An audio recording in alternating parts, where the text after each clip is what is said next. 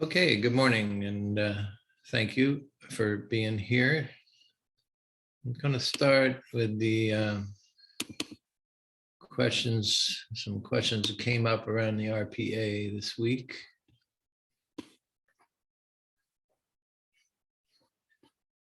Did I go over? I think I went over last week that I'm in the process of renewing my license.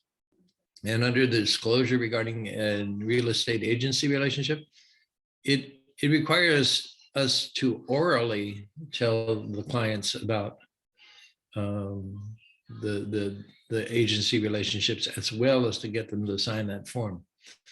So be sure you do both.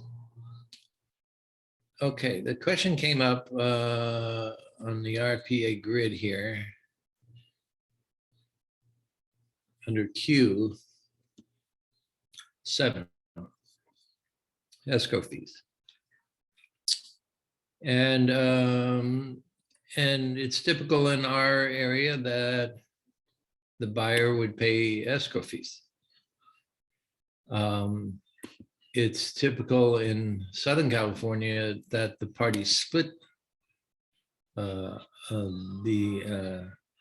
escrow fees. So you might see both, and each to pay their own fees.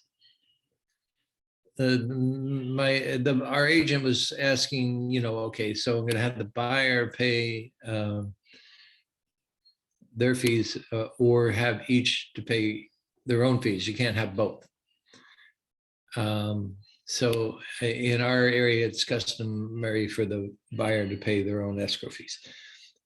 Now, she was interpreting that, well, the seller has some fees too, like a payoff on their loan and maybe some other costs that they need to pay from the escrow.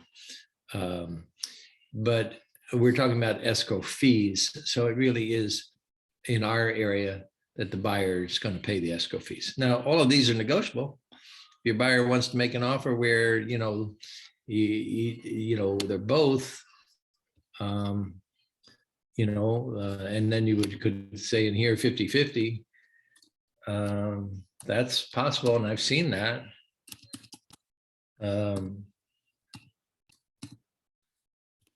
But it wouldn't be a favorable offer if you're in a competitive situation, because most cases up here in our area, it's going to be the buyer's going to pay those fees. Okay, so that's one. The weekly practice tip was interesting and raised some questions. There's a new paragraph 8.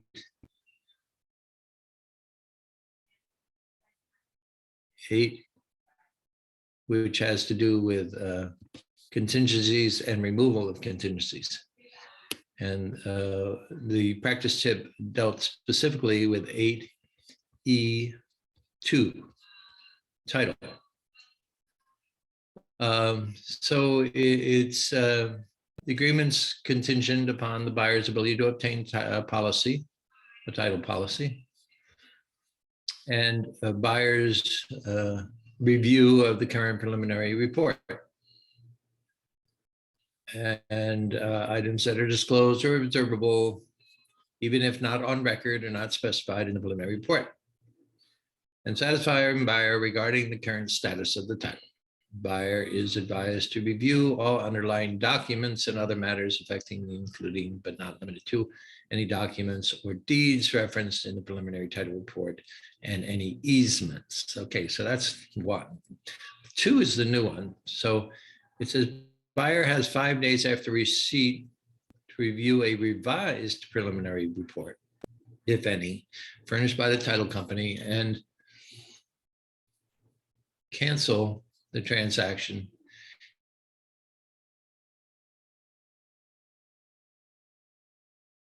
if the revised preliminary report.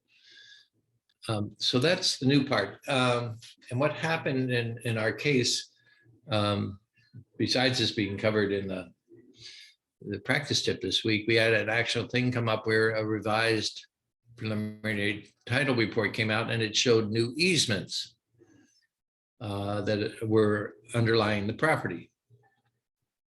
So our agent called and said, okay, well, you have 5 days, according to this paragraph, to review those easements and see if the buyer can live with them or cancel the contract. So in this case, they were drainage easements that were installed at the time the subdivision was put in.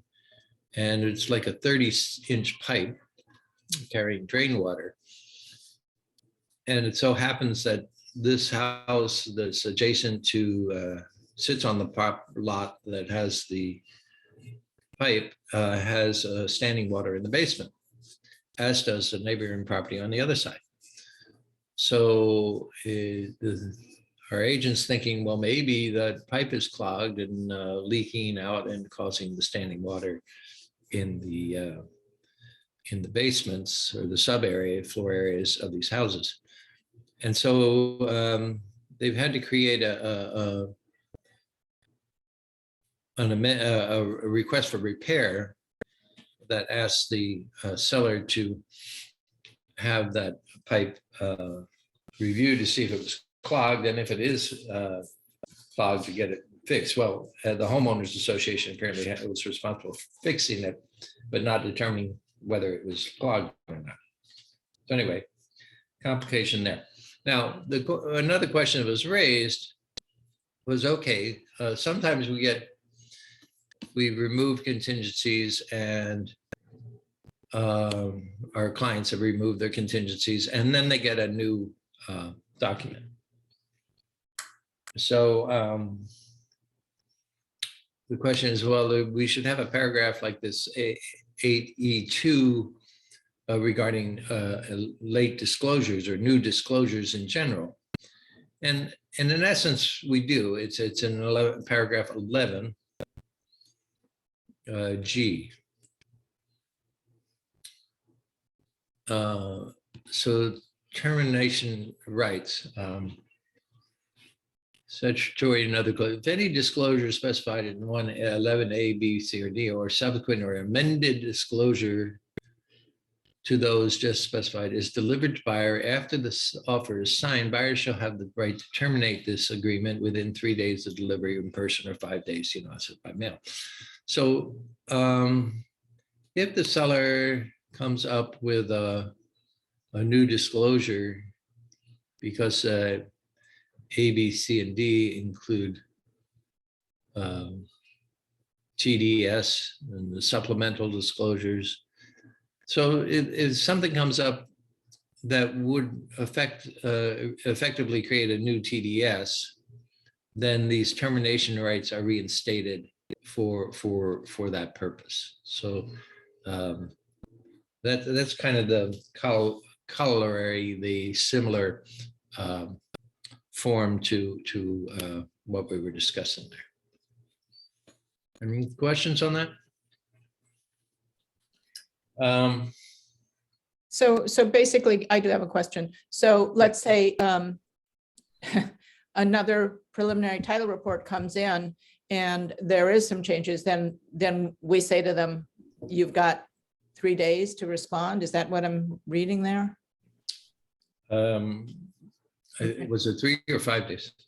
5. I don't know, maybe it was 5 days. Well, whatever it is, but Yeah. but that's how that works. Yeah, and there's some language in here that's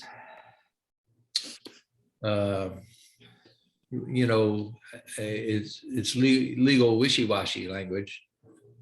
It's a technical term, wishy-washy. My favorite kind. And cancel transaction if the revised preliminary report reveals material or substantial deviations from a previously provided report.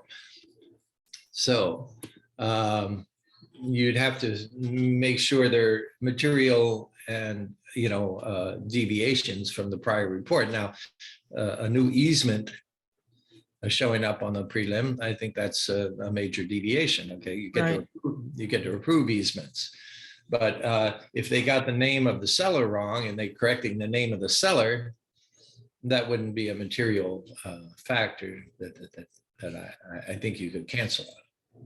Okay. Right. Thanks. Yeah. Some came up about, actually, this is Heather's transaction with Dan. The seller agreed to replace a floor. But the contractor is going to, would be finishing the work after the close of escrow.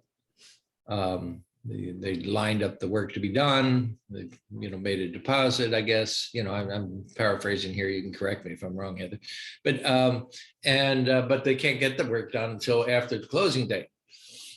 So how do you handle that? And I said, I haven't discussed it with Heather, but I said to Dan, who asked me about it, I said, typically the seller would be asked to have a holdback in escrow until the work was completed and signed off, and the buyer had a chance to look at it and agree it was done, and then the money would be released.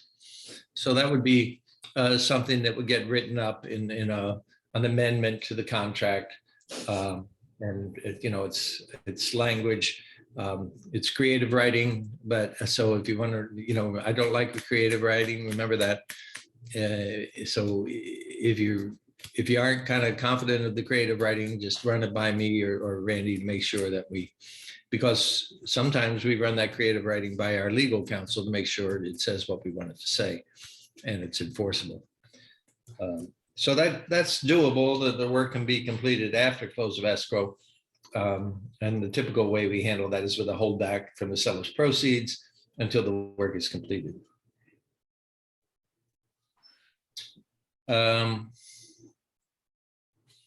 That I mentioned the amendment versus the addendum. And remember, when you're writing up the contract originally, you use the addendum, and when you are modifying terms after an RRR, or you're modifying terms, extending a contingency or the closing, you use this amendment form. Okay. So just kind of remember that, because that comes up almost every week. Someone sends me an addendum to review, and it really should be an amendment. We had a question about cancellation. The buyer wanted to cancel under their rights, their inspection rights. So our agent was preparing this cancellation of contract form, release of deposit, cancellation of escrow. And the question came up, well, what did they check here? As permitted by good faith exercise of paragraph. And the agent wanted to put in 12D, which was, a limited kind of, it's just part of paragraph 12. And I suggest put in paragraph 12 because it just encompasses everything in paragraph 12 and not just 12D. So I think that throws a broader blanket just to use that whole paragraph rather than the paragraph and the sub paragraph in that case. We had a case come up this week where our agent was representing a seller who owned multiple lots that were next to each other. And there was a blanket judgment. There were two blanket judgments actually over all the lots. So somehow the seller had gotten a judgment against them, and the judgment was filed against all 4 lots. Well, they sold lot number 1 in 2018, and out of the escrow proceeds from that sale, the judgments were satisfied.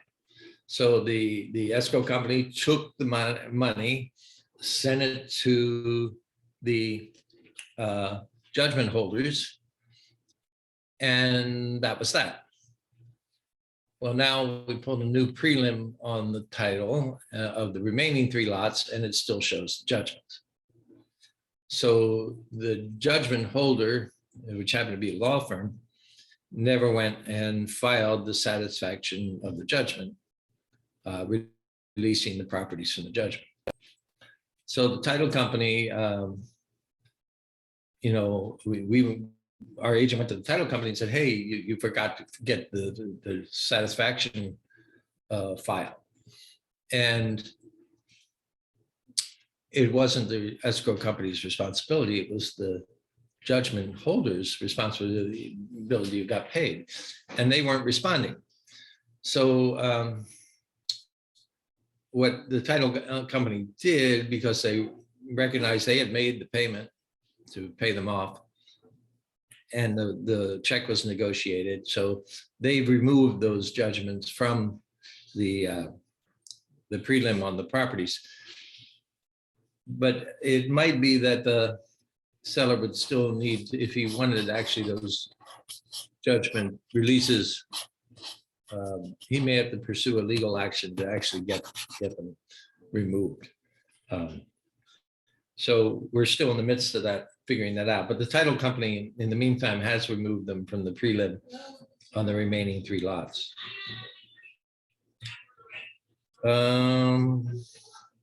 The last thing is we have a property, we are listing, and we are the selling agent. And the property has some foundation issues. What am I looking for? Okay. And they can't get a loan. So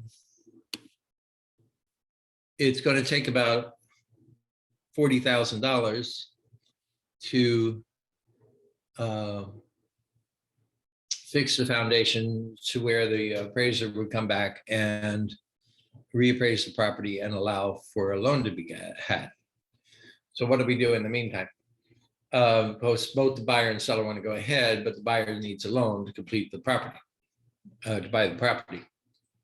So the first thing was, well, the seller doesn't have the cash, the buyer does. The buyer was going to lend the seller the $20,000 of the $40,000 to do the work, and the seller would do the work, and then they get a reappraisal and then get a new loan.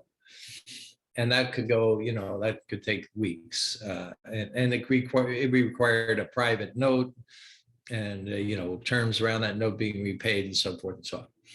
So we talked about it, and another theory evolved, which was that we go ahead with the closing with the seller carryback, seller financing, and that the seller would carry, the note that otherwise the bank would have carried, and that it would be paid off within 60 days. Because within that 60 days, then the buyer could do the work on the foundation, get the appraisal, and refinance the property. So that's kind of where we ended up going, because it was a little cleaner than the other way. And the one thing that needs to be completed there, besides the title company in those situations will write the note and the deed of trust and record all that. What we need to do under the California Civil Code here, stated 2956, so forth, is create the seller financing addendum and disclosure. So this is one of the more complicated forms that we come across. It has a lot of boxes to check and blanks to fill in. It's more complicated in my mind than the RPA. And almost, it's probably the most complicated form we can get into, but we don't do all that much seller financing. And the party responsible for doing this disclosure under the statute is the arranger of the credit. Well, the arranger of credit is the buyer's agent. In this case, we have dual agencies, so it's us, basically. So we have to make sure this form is filled out properly and completely, signed by both parties and to meet that statutory requirement. So if you get into, we've had arbitrations around this form actually, where parties claim they didn't understand it, they didn't see it, and so forth and so on. So it's an important form whenever you have seller financing. Just remember that. I think that covers what I've got today. Yeah. So Heather can carry on. I need to make you a co-host on this particular meeting. Okay, co-host. Does anybody have any other questions for Gary? Let's see, I see something in the chat. Let's see. Bill says RRRR. Oh, okay. Cheryl points out in Lake County, escrow fees are split 50-50 typically. Oh, that's interesting. I wasn't aware of that. So you would fill out that escrow cost form a little differently. Thanks, Cheryl. Any other questions? Okay. Go ahead, Heather. Okay, great. Let's see, let me remove the chat. Today I thought I would just go over using the BHG social tool. I feel like many of us want to increase our social media presence. I hear about a lot of people being very successful with that. And in the greenhouse, you do have a lot of resources that you can access really easily and post. You know, sort of, there's both business related, there's lifestyle, better homes information, and it's really easy and ready for you. So it's a nice way to add it to what you're posting personally. So let me share my screen, excuse me, so I can show you how to do that and access it. How many of you guys are currently or have used the social tool? Very many of you. Let's see, how can I have you, I don't know how to do those polls. Is anybody using it regularly right now or has used it before? No, I can't see everybody. Doesn't look like too many I've people. used it before. Okay, I like Let's see. using it for holidays. There's a lot of holiday gifts or GIFs, however you say it, and images that you can use for social media. yeah, good. Yeah, there's some, you know, our internal marketing often sends those out as well, but sometimes it's nice to even do a couple, you know, if like when you're coming up to Christmas or a bigger holiday, there's some really nice stuff in there. Great. All right, so the first thing that you always need to do is log into Greenhouse. And let me just tell you, if you walk away from your computer and you come back and something in Greenhouse is no longer working, it is probably because it is you've been logged out while you've been gone. So if you're just having trouble and you're like, why isn't Greenhouse working? Go and make sure that you're still signed in. That's what I always run into. So that's the first step, sign into Greenhouse. It's a bad request. Why would it be a bad request? Don't you love technology? Let me pop it up. Maybe it was open too long. All righty. Can everybody see a Greenhouse right now? Can you guys see that? Anybody there? Hello? Yes. Okay, great. Yeah. Great. I just wanted to make sure that I'm not chatting along and you guys can't see what I'm doing. All right, here's Greenhouse. And does it already have me logged in? Okay, so I'm already logged in. That's funny. All right. When you're going to social tool, you just come over here on the left-hand side to marketing, click on that, drops down and scroll down to social media. And from there, you'll get the option, you click on it and you'll get the option to go to the social media tool. You click on that and then this screen pops up and you can simply click on go to social tool. I know Greenhouse makes you do a lot of clicking, but you'll get there. All right, when you're in Social Tool, the first thing, if you haven't used it before, the first thing that you want to do, let me get my notes up here, is you want to go in and log into the social media channels that you want to have access to. So when you go, if you see these there's 3 dots on the right and then 3 lines. If you click on the 3 dots, that gives you the different social feeds that are available. And if you click on the 3 lines, you'll get this option for settings. So you want to click on settings. And this is how you're going to log in to all your social media that you want to be able to automatically post to. It's going to give you these options here on the right, connect new account. So I'm already connected. You can see I've got my personal Facebook, my business Facebook, LinkedIn, and Twitter. You can't access Instagram from here, but there are ways around that I can show you if we have time or on another day.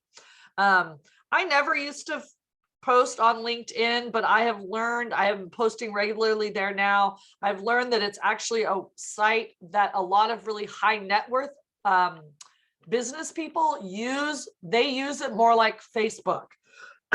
So it is a great place to post articles and things, so you have a presence there and you get known as, you know, the local real estate agent for that kind of sector of our community. All right, so if you weren't connected, you just click on this Facebook here and it'll pop up so that you can then sign in on Facebook and you'll have access then. All right, once you've done that, you have a couple of options here. You click on these 3 lines once again. Well, let me first show you. On the left-hand side, there is those 3 dots, and this gives you access. Oh, I see. I'm in settings still. So you do need to click on the 3 lines first. And then you're going to go into what you want to do here. Listening is social content feeds. So Better Homes has lifestyle feeds. They have real estate specific feeds, and they have Better Homes branding feeds. So, and I'll show you those in a minute. Those are where you're going to find a lot of articles and other kind of more interactive things that you can post. If you go down here to library, that is going to be more static things. So that's where you're going to get your single, I think Mariah was talking about like great holiday posts that you can do, you know, a single page that shows, you know, happy Valentine's Day or celebrating. I just posted celebrating Black History Month. So you're going to find those in library. Those are the main 2 that I use.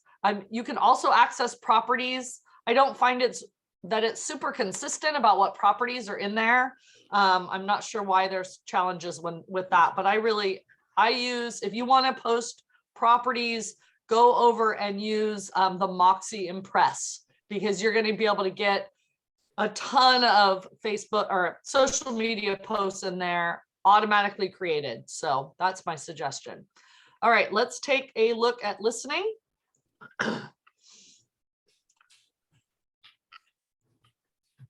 Like I said, listening is all sorts of different social media or content feeds.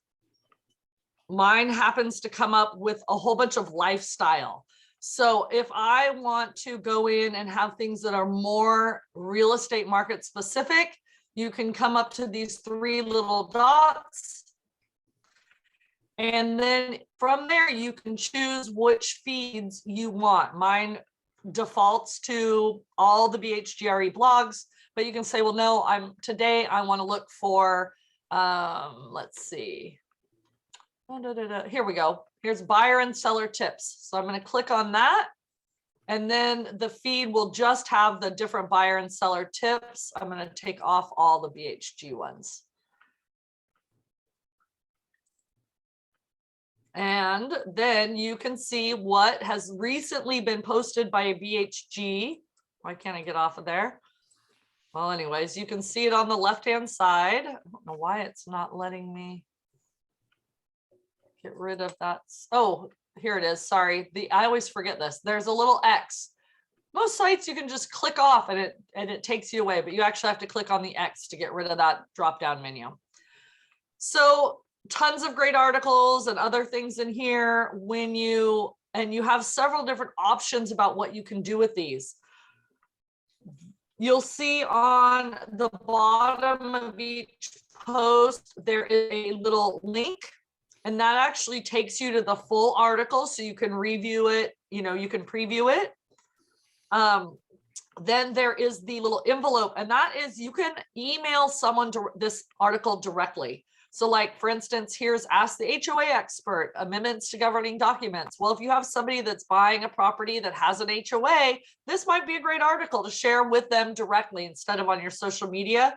And then you just click the envelope and you actually put their email in and it'll send that, and you can type in a quick message, it'll send that directly to them. The other option, and this is the one you'll use on all these, probably the most for social media, is the little share button. So it's on the bottom of each of the articles. You can see it's little dot with the 3. It's a little kind of sideways V with dots. Once you click on that, it gives you the option to share it in several different ways. The first thing you need to do is you choose where you want to share this. You just click on that and it gives you the different options that you have linked to the social tool. A couple things of note here, 2 on top. So my business page, your business page, and your Twitter account will allow you to schedule posts. So if you want to come in here once a month and schedule, a weekly article to go to your Facebook business page or your Twitter feed, then you can just click on these 2. The others, your personal LinkedIn, Pinterest, and Facebook, they only allow you to post in real time, immediately. So if you want to schedule it, you do have to go over to your business page on Facebook. And if you're going to do it right now, there are some workarounds to this. There are like apps on your phone where you can share to that and then you can schedule them. And we can go over those at another time. There's like Preview, which is an app on your phone where you can schedule all your social media. Another thing of note here is you can't send anything directly to Instagram. Instagram doesn't really allow you to post from your computer onto Instagram. I've heard there's workarounds, but I don't know what they are. So what you have to do with that is you can download, email yourself a copy, access it on your phone and post that way, or go into that Preview app and schedule them that way. But it has to be done through your phone. So what I like to do is I like to just schedule a month worth on my Facebook feed, and then I go in later and I share those to my personal account. So we will say that we're going to do that today on this one. Actually, I don't want to did I do the HOA one? I don't want to actually share that one. Let's see. Let's find a good one to use this. You can hear what agents should know about email drip. So this is also showing you things for our industry, right? So this is more, so, make sure you notice what you're sharing. Okay, here's what is a short sale. If I'm going to share that, I just click on it. I click, okay, I want to schedule this. So I'm going to click on my business page and my Twitter feed. I click continue. You can go in and then write a message. I hope we don't see more. I hope we don't see these anytime soon. I don't know, whatever you're going to type in. This, when it shows up, it's actually going to be your account information, of course. And then you could just go right here. You could publish immediately, or you can go in and schedule it. So you can say, okay, I want this to come up on February 24th at, 11:45. And then you click on schedule. So it's really simple there. All right, I'm not gonna actually share that one because I don't think there's gonna, I'm hoping there's not gonna be a lot of short sales. Let's see. Any questions so far on this portion of the feed? You can also go, there's some good ones in here.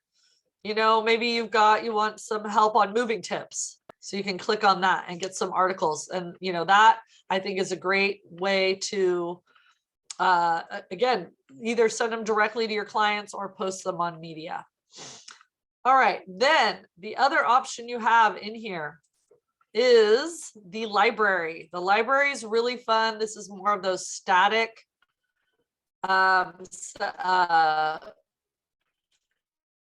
static posts. Just take us a minute here. So as you can see, there was Chinese New Year, Valentine's Day. You can put out a thing if for a competitive market analysis. Interesting.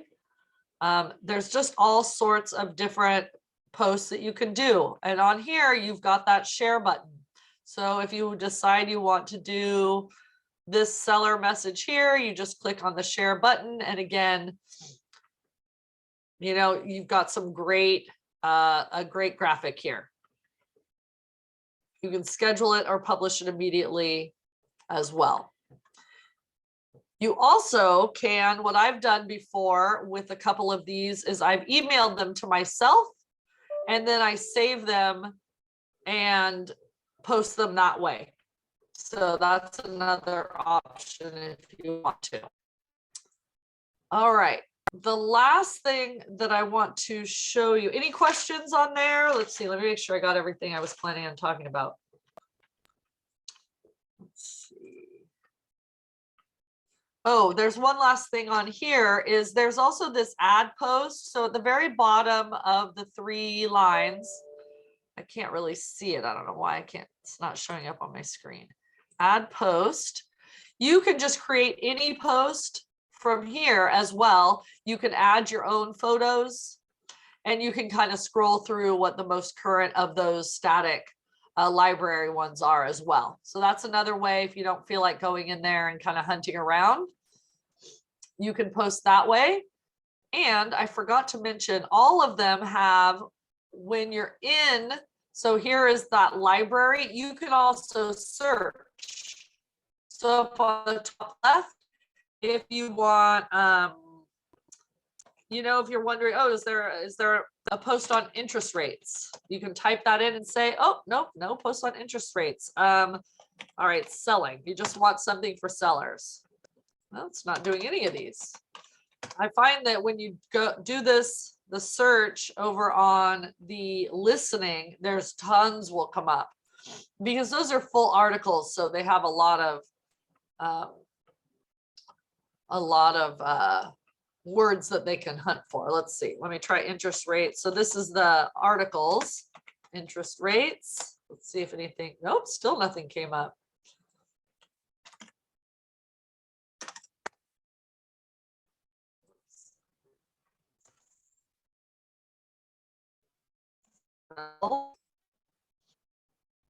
Let's see if anything comes up here. Okay, I typed in sell in the search bar and here is some different news feeds about selling. So there's all sorts of different things. All right, one last thing is if you have been posting these and you schedule your posts and they're going to go to your Facebook business page, you can share from your Facebook business page to your personal page. They changed the way you do this. That's why I want to show you guys really quickly, because I was like, wait, all of a sudden you can't post the way you used to. So when you're on, here I am on my business page. If you don't, when you first log into Facebook, it will come up to your personal page. And to find your business page, they changed this as well. Everything's moved around this last year. These 3, can you guys see Facebook right now? Okay.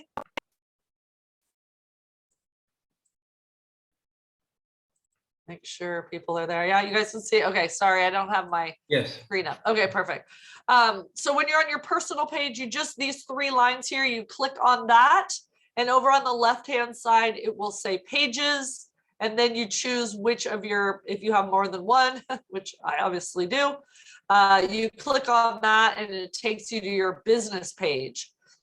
Then if you want to share something that you've posted on your business page, so if you schedule, a lot of the scheduling that can happen in Social Tool as well as other things won't let you schedule on your personal page. So what you can do is you come in right here over on the right-hand side, you will find your little profile. It's your little picture, or it's your, whatever your profile picture is.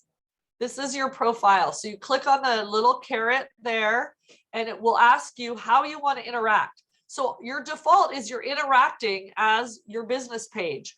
But if you want to share from your business to your personal, you just click here on your personal page. And now when you are doing anything from your business page, it shows up on your personal page. So for instance, if I'm like, okay, here's a cute, I automatically posted this on National Puzzle Day. That one's not good. Here we go. I will share this over to my personal page. All you have to do then, find the post you want, click share, and then you can either share it now or you can share, where is it? Share to your story. So depending on how you want to share it, then you just click on it. And when you go to your personal page, you'll see that it's been shared there. I think that is just about everything that I had. I wanted to cover. Any questions or thoughts? Anybody doing some good sharing and having any good success with your social media?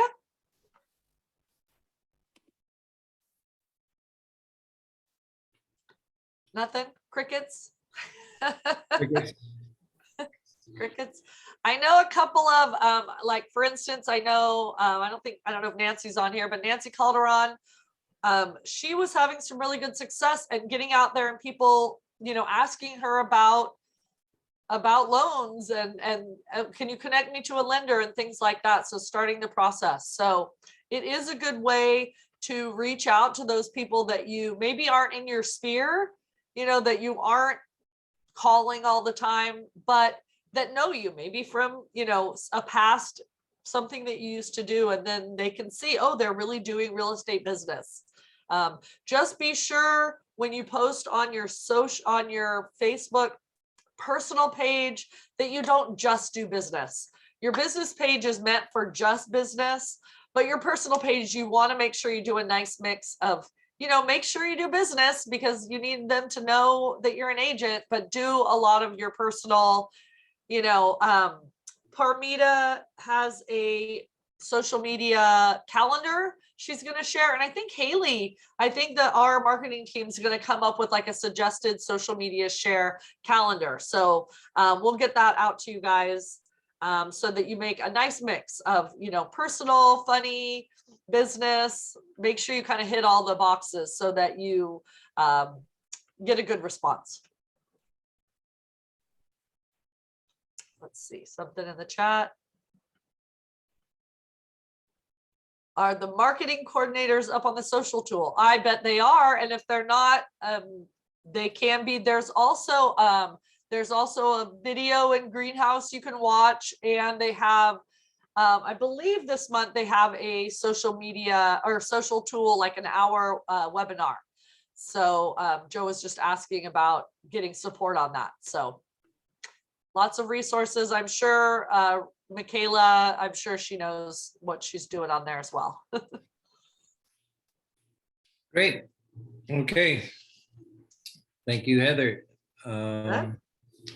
Let's see. Next week, are we scheduled for training? No. Unless I'm out of town. I don't know about you.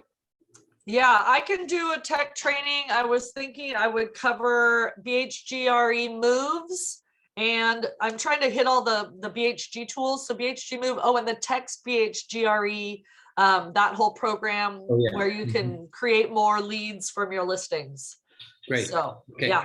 So we'll have the tech portion of the training next week, but no contracts until the following week. Okay, everybody. No questions. We'll enjoy the week. Thank you, Heather, and thank you all for tuning in. Great. Catch Thanks, you later. everybody. See you Bye, later. everybody. Bye.